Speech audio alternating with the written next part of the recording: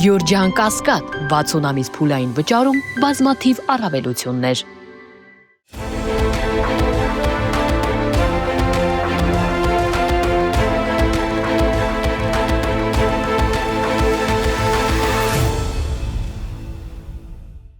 Բարև ձեզ մեդիա հաբի հարգելի հետևորդներ, եւ այսպես սովորաբար ամեն տեղ նախընտրական բանավեճերը անցնում են շատ սուր մթնոլորտում, հատկապես երբ մասնակցում են ընտրություններին հայտ ներկայացրած բոլոր ուժերը։ Նման բանավեճերում իհարկե լինում են բղավոցներ, վիրավորանքներ, սպառնալիքներ, միմյանց վրա մատ թափ տալ եւ այլն, սակայն այդ ամենը կազմում է բանավեճի 30%-ը։ Մնացյալ պարագայում մարդիկ ականատես են լինում գաղափարների, ծրագրերի, մոտեցումների ներկայացմանը, այսինքն քաղաքական ուժերը բացի միմյանց վրա բղավելուց հանրությանը փորձում են ապացուցել իրենց մոտեցումների ճշմարտացիության մեջ։ Իսկ երեք հանրային հեռուստաընկերությունում տեղի ունեցած նախընտրական բանավեճում գաղափարների ներկայացումը նույնիսկ 30%-ից էլ ցածր էր։ Մնացյալը ամբողջը անհոդաբաշխ բղավոցներ էին արա այդ տղա լեքսիկոնի շրջանակում։ Եվ նման պարագայում ինչ պետք է հասկանար ընտրողը, ինչպես պետք է որոշեր, թե ում տա նախապատվությունը, եթե չի տեսնում ծրագրերի մատուցում։ Եթե բանավեճի ցուցիչը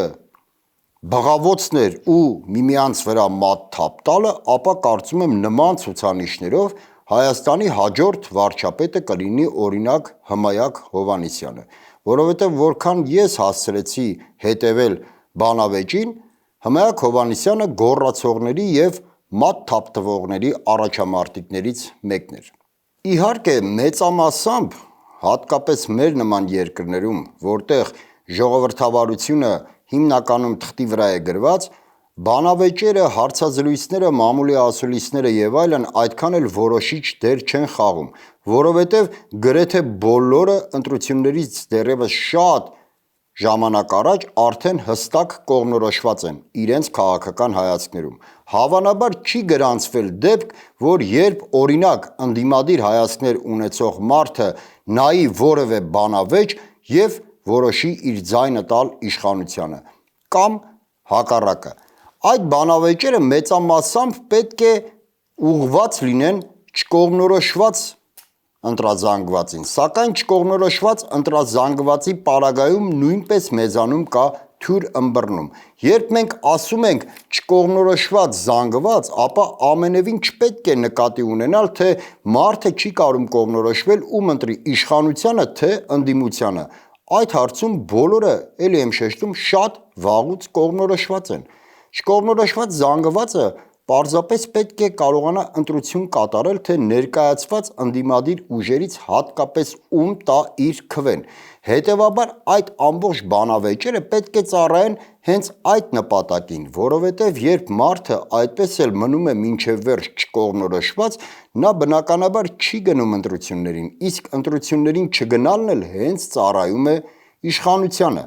Ահա այս համատեքստում կարելի է արձանագրել, որ երեկվա բանավեճում հաղթող կողմը, ճակերտավոր ասված իհարկե, հաղթող կողմը իշխանությունն էր։ Բանավեճի ընթացքում Ալեն Սիմոնյանը բավականին հաճախ հրահրեց կոնֆլիկտներ,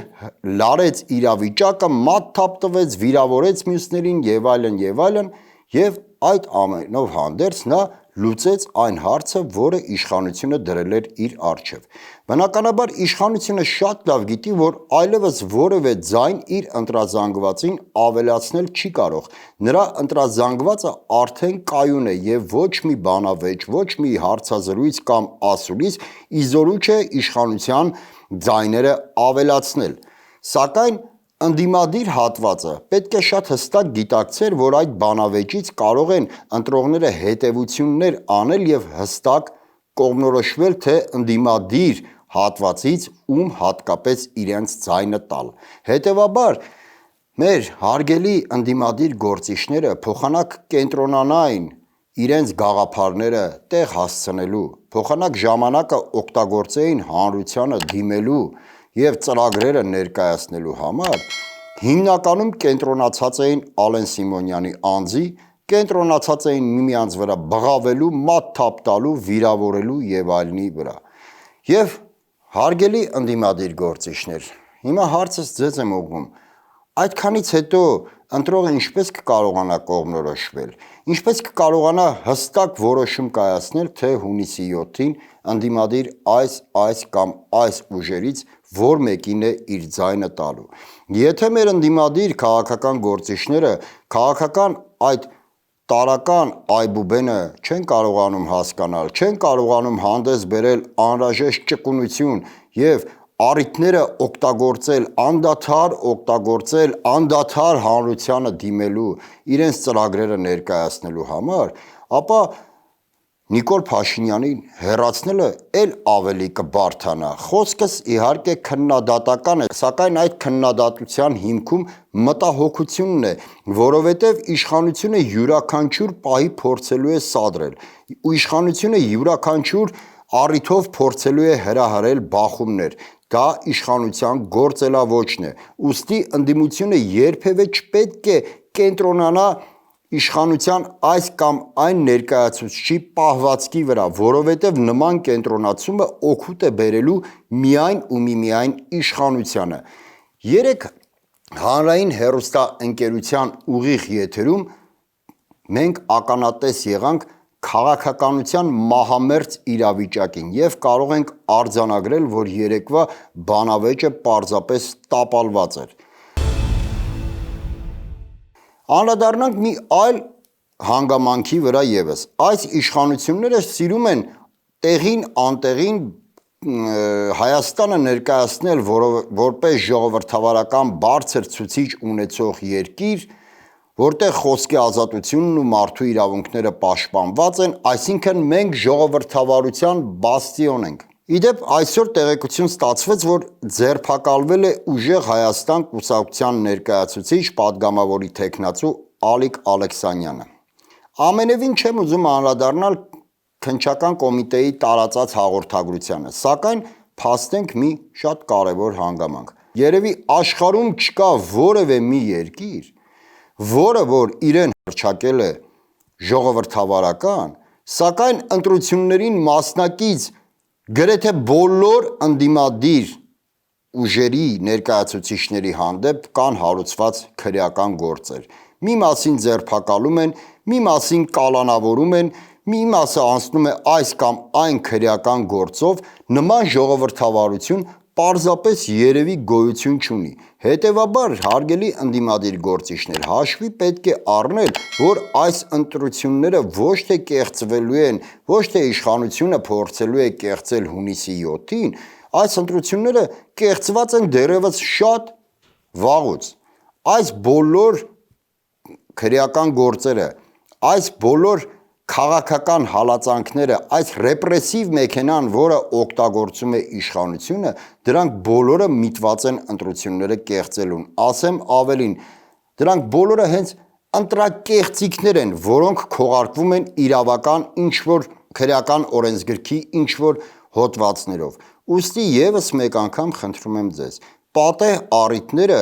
մի օգտագործեք կենտրոնանալով իշխանության ներկայացուցիչների վրա, այլ օգտագործեք մեզ ընտրողներից համոզելու, թե ընտրությունների օրը հատկապես ընդդիմադիր, խոսքս իրական ընդդիմադիր ուժերի մասին է, հատկապես ում տանք մենք մեր ձայնը, որովհետև միայն ընտրություններին բարձր մասնակցությունը, միայն հավաքական ընդդիմության ազգային ժողովում մեծ ներգրավվածությունը կարող է հանգեցնել Նիկոլ Փաշինյանի հեռացմանը։ Իսկ մնացյալ արդարացումները, թե Նիկոլ Փաշինյանը կեղծեց ընտրությունները եւ այլն, դրանք բոլորը իհարկե շատ կարեւոր են, սակայն ցավալիորեն կարող են բավարար չլինել գլխավոր հարցը լուծելու համար։ Իսկ գլխավոր հարցը այս պահին պետք է լուծվի հունիսի 7-ին։ Փորձեք մեզ հստակ կողմնորոշվել, թե ձեզանից հատկապես ում տանք մեր ձայնը։ Այսօր այսքանը, շնորհակալ եմ, կհանդիպենք։